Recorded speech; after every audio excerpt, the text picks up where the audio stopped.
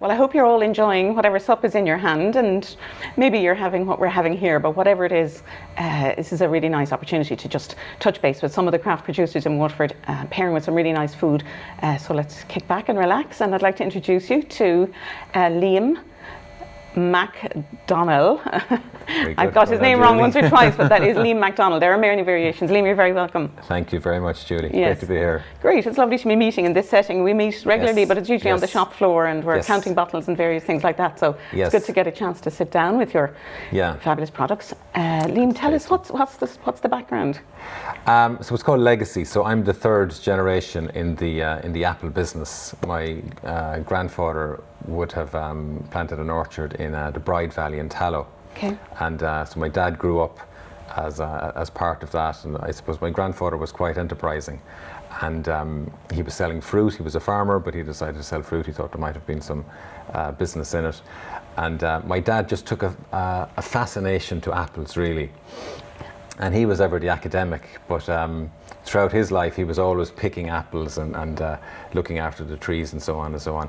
But ever the academic, he studied horticulture then in Dublin, UCD, and then he got a scholarship then to Cornell University. Oh, fab. And he had achieved his master's in Dublin, and then he got his PhD in horticulture. Cornell. Wow, and this is in the 60s this is in or the 60s, 70s, 80s, maybe more. Yeah, well, no, in the 60s, yeah, exactly, yeah. I'm no spring chicken either.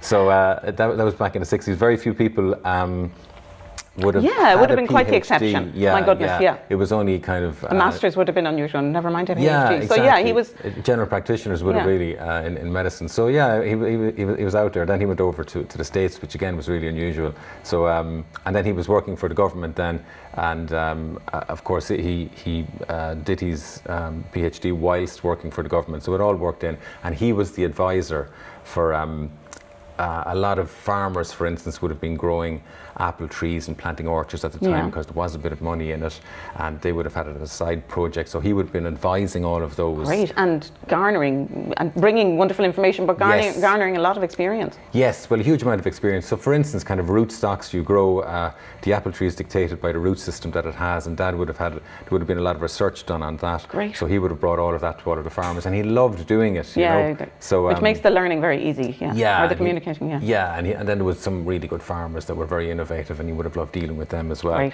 So that was Dad, and then Dad, of course, I suppose, like his own dad, was quite enterprising, and he always wanted to work for himself.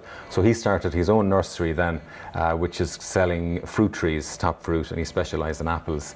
And then he knew that in the 70s, the gardens, domestic gardens, were quite big, and they would have had a few apple trees.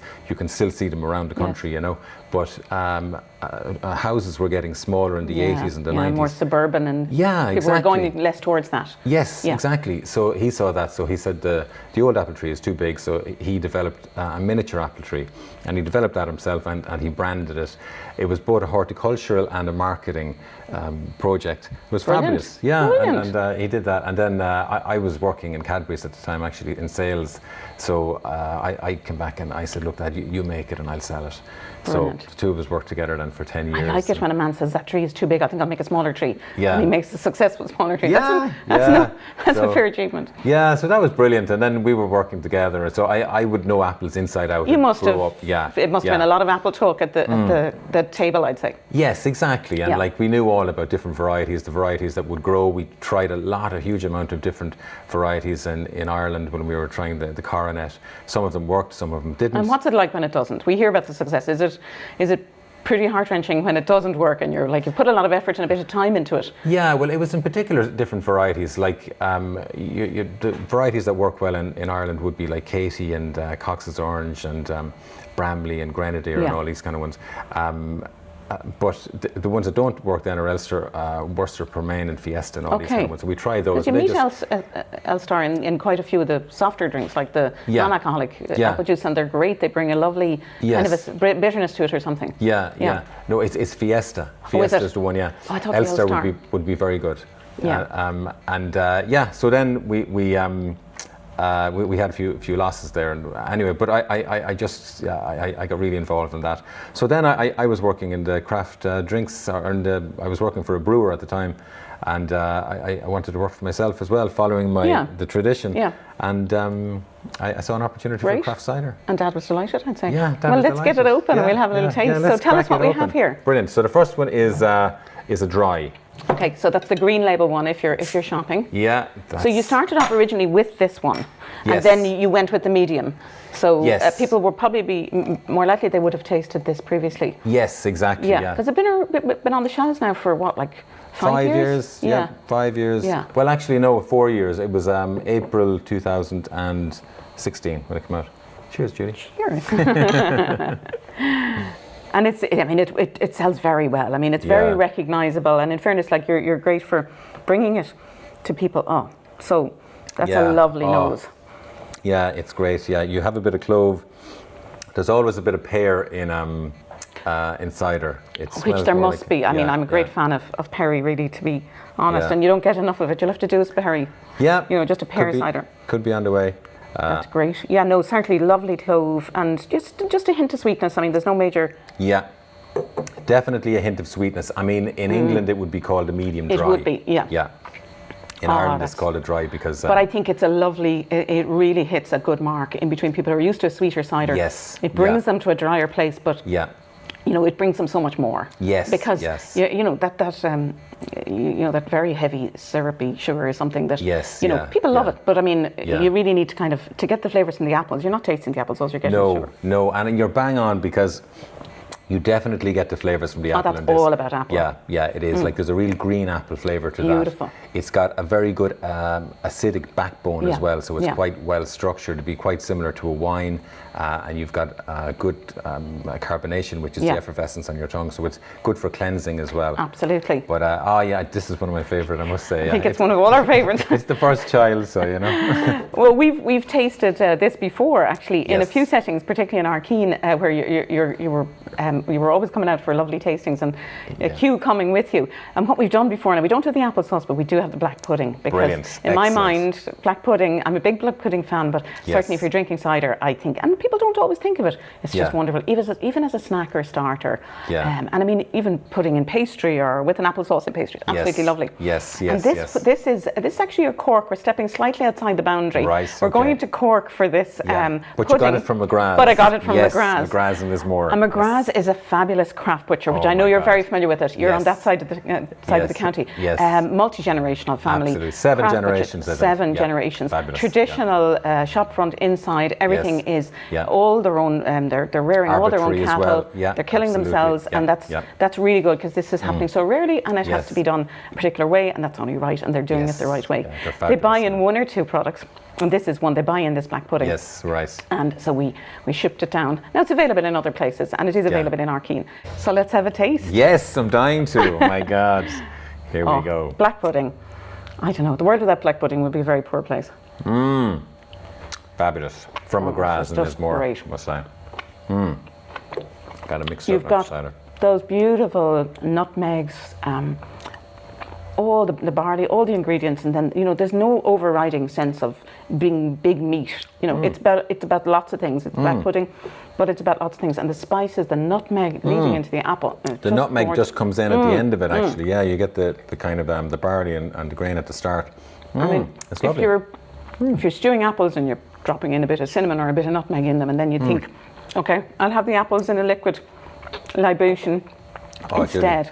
Yeah, no, it's very good. That's really and good. Again, you're talking 2 minutes on the pan. This doesn't take a lot of cooking. Exactly. Very accessible. And they do a fresh pudding, so which you can buy at the butcher's counter there, or in a couple of other locations. I know we do it in Arkeen, or else you can just buy it off the regular from the chill counter. So that's great.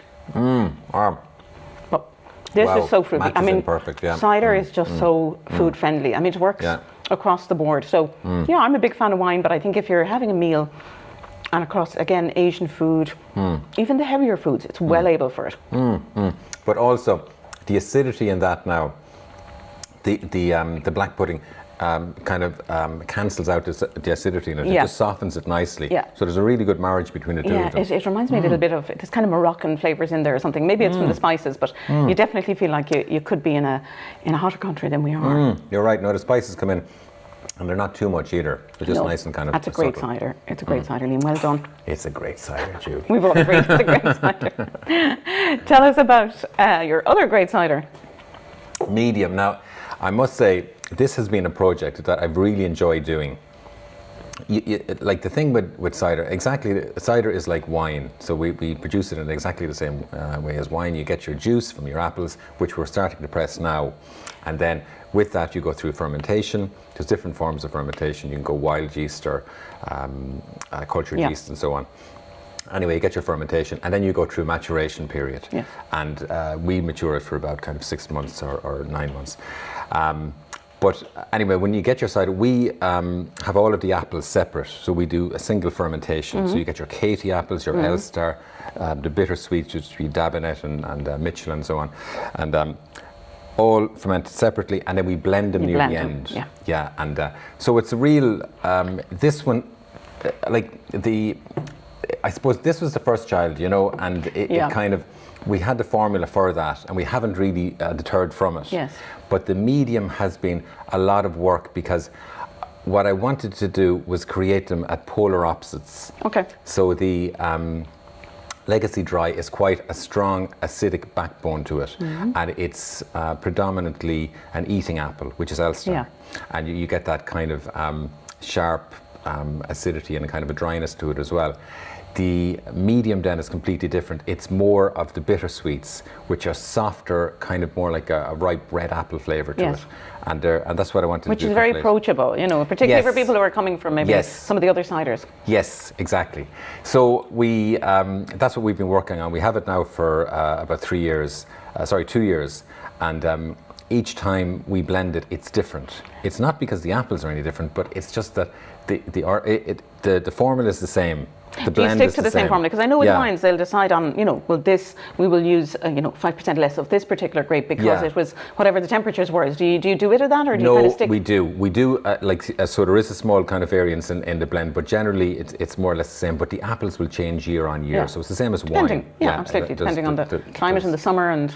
There's a massive difference in it. So, and dealing with a craft product as well, you're going to get a different year on year. So this is only a new bottling. We've only blended this and finished this about 3 weeks ago. Fab. Okay, let's have a taste. Yeah, let's crack it open. Let's see what it's like. I'm going to take fresh glasses. Yes, take a fresh glass. Your glasses are great. Glasses are so important. I love glassware. Yeah, thanks. It's nice. It is nice. Nice and simple, the logo on it actually. So just let that come up. The other thing about it as well is that the cider now, as we're drinking it, is just slightly less than room temperature. Yes. If you chill a cider or have it ice cold, you're not going to get the proper flavours out of it. Yeah. So that's why. Yeah, and I think what people don't realise is you go seeking the flavours. You just drink it quickly, and that's okay. But in a way, you're not really getting the full value aside from the full flavours out of it. Exactly. And you're probably also consuming kind of too much alcohol too quickly. So I think it's really important, whether it's wine or ciders, to have it at the right temperature.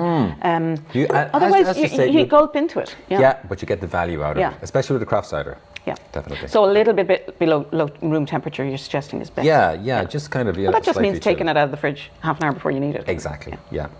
Cheers, Julie. Cheers, Lee. Now you get the notes on that, like you've got. It's quite fleshy, but you have got a much softer sort of. Very much so. An apple in it. And yet I didn't feel the acidity was high on the other ones, but definitely I can see. Yeah, but you can see where I'm coming from on this one then. It's much softer, and there's a really sweet kind of an apple in it. That is so delicate. Oh, that's great. Yeah, it's completely different product altogether. Hugely different, yeah. That is most definitely a nice early evening or a Sunday afternoon. You want to have a drink, maybe just reading a book or it's very relaxing. It's very nice, relaxing feel to that. Yeah, it's very soft now, and that would go very well now with Keen's. Actually, it actually smells a little bit winey. Yeah. There's a little hint of wine notes there as well. Yeah. Yes, I'll be Yum, very and the happy with that alcohol one somehow now. the alcohol is a little bit more present on it, even though are they the same volume or They're similar? the same. They're 5%. Lovely, yeah, 5%. Yeah. Well, what we've paired here Yes. is an interesting one. Fabulous product.